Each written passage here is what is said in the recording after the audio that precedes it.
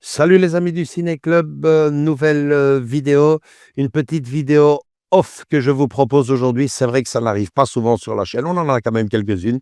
Mais là, je voulais me poser, vous faire une petite chronique movie d'un film qui a énormément fait de bruit lors de sa sortie en Belgique et surtout en France.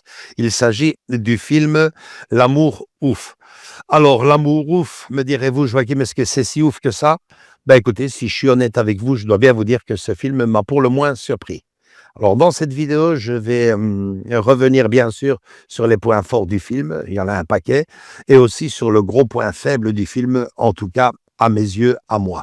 Il y aura aussi une partie spoil où je demanderai à ceux qui n'ont pas encore vu le film de quitter la vidéo, mais avant toute chose, la bande-annonce pour vous donner éventuellement envie de découvrir L'amour ouf. Tu sais, pendant toutes ces années, j'ai beaucoup pensé à toi. À nous, à ce qu'on était. Parce que t'avais tout gagé.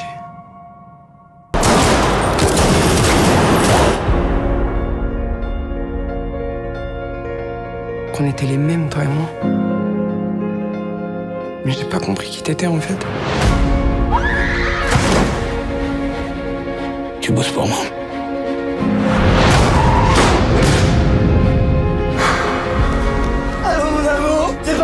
J'y crois.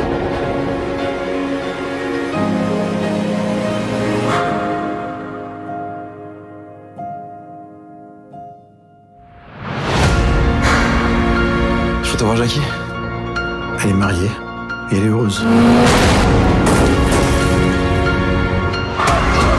Est-ce que penser à toi, c'était m'inquiéter pour toi? Et c'est qui, Steve?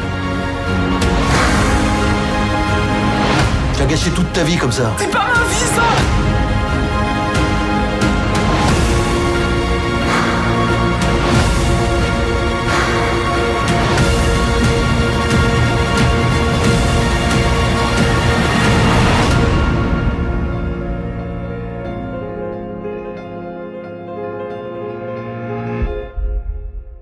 Ok, vous l'aurez compris, hein, les amis, en voyant cette bande-annonce, on parle ici d'un amour improbable, limite impossible, entre une fille de bonne famille bien sage et studieuse, la fille en quelque sorte à son papa, et un petit adolescent pour le moins turbulent, et vous le verrez au fur et à mesure du film, limite borderline.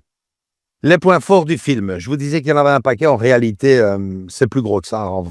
C'est quasiment la totalité du film pour moi qui est un point fort. Déjà, nous avons deux films en un, 240 minutes de cinéma divisées en deux parties, l'adolescence et l'âge adulte.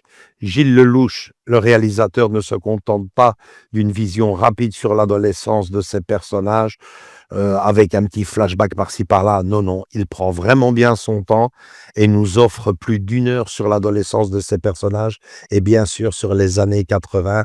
Un autre point fort du film, j'y reviens tout de suite. Niveau casting, les acteurs, aussi bien les jeunes ados interprétés par Malik Frika et Mallory Wanek que les adultes François Civil et Adèle Exarchopoulos sont tout simplement géniaux en Jackie et Clotaire. Peut-être même pour moi une petite préférence, limite carrément un coup de cœur pour les ados. Puis il y a les autres, Élodie Boucher, la maman de Clotaire, Vincent Lacoste, le mari de Jacqueline, Benoît Poulvord en capot, fallait se l'imaginer, Jean-Pascal Zadi, vachement attachant comme personnage, et même Alain Chabat. Alors là, je ne sais pas si c'est une teinture qu'ils lui ont fait en début du film ou une perruque qu'ils lui ont mis sur la tête, en tout cas vraiment pas crédible du tout. Lui aussi parvient au fur et à mesure du film à me convaincre mieux. Il devient carrément mon personnage préféré, celui du papa veuve qui élève sa fille comme il peut. Un personnage pour moi rempli de tendresse. les fameuses années 80. Écoutez, le réalisateur Gilles Lelouch ne retranscrit pas seulement à la perfection ces années-là. Non, c'est beaucoup plus profond que ça. Il rend un vibrant hommage à ces années-là à travers la photographie, bien sûr, mais plus encore les rues, les galeries, les magasins, les boutiques, les voitures, les tenues vestimentaires, le lycée, le Walkman, les cassettes audio, la chaîne hi-fi du papa, et même, et ça, il fallait le faire, les conversations, les jeux d'époque et les expressions ados. Tout est manifestement parfaitement retranscrit dans le film. Tout est bien étudié. Chapeau à lui. La musique, autre point fort. Pourtant, moi, j'étais persuadé que ça allait être mon gros point faible parce qu'avec un titre comme L'amour ouf, je m'attendais à une bande originale totalement rap, hip-hop. Eh bien non. Elle aussi rend hommage à ces années-là à travers des thèmes et des groupes mythiques comme Billy Idol, Tucker, mention spéciale à Tucker, vous comprendrez en voyant le film, Alan Parsons Project, Deep Purple, Daft Punk, NTM et tant d'autres.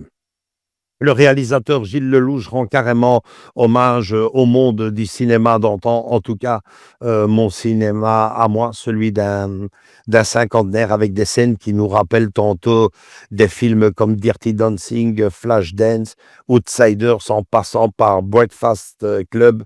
Il y a même un peu de Carpenter, non jusque-là.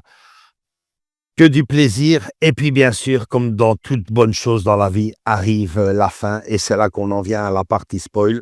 On en arrive à la partie spoil. Bon, ben là, les amis, je vais demander à ceux qui n'ont pas encore vu le film de quitter la vidéo pour justement éviter de se faire spoiler.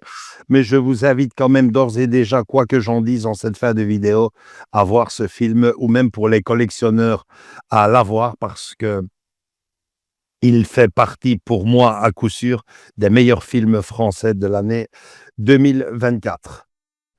Ok, on peut spoiler. Pour moi, le gros point faible du film n'est ni plus ni moins que la fin de celui-ci. C'est là que ça coince. Elle manque pour moi cruellement de crédibilité. Le film commence avec la mort de Clotaire et je pense que le réalisateur aurait dû s'en tenir à cette fin-là. Je m'explique, à partir du moment où le jeune Clotaire sort de prison et qu'il replonge dans le banditisme et la délinquance, il n'y a plus de place pour un happy end. C'est comme ça, c'est trop gros, le temps fait malheureusement son œuvre et le train de la vie ne passe qu'une fois, cruelle vérité. Après, me direz-vous, Joachim, il y a bien sûr le cinéma, il s'agit ici d'un film et le cinéma et sa magie peuvent tout changer. Et c'est vrai que si ces deux-là peuvent malgré tout se retrouver et filer le parfait amour, c'est dans l'amour justement ouf que ça peut arriver.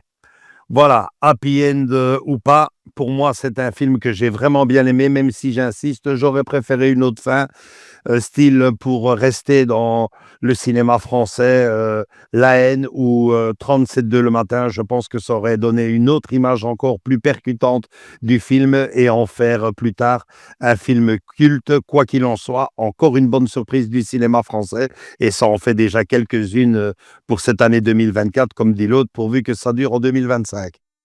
Pour conclure, si je devais donner une note, je lui donnerais un gentil 7 sur 10. Je vous conseille donc vivement de le voir et vous encourage même à l'acheter. Il est disponible en Blu-ray 4K Ultra HD ou en édition spéciale AFNAC. Il contient en plus la bande originale du film en CD. Voilà, likez. Si vous avez aimé cette vidéo, venez nous rejoindre dans nos différents réseaux sociaux Facebook et Instagram. Et surtout, continuez à vous abonner pour ne rater aucune des vidéos qui arrivent très prochainement sur la chaîne. À très bientôt les amis. Gros bisous. Ciao.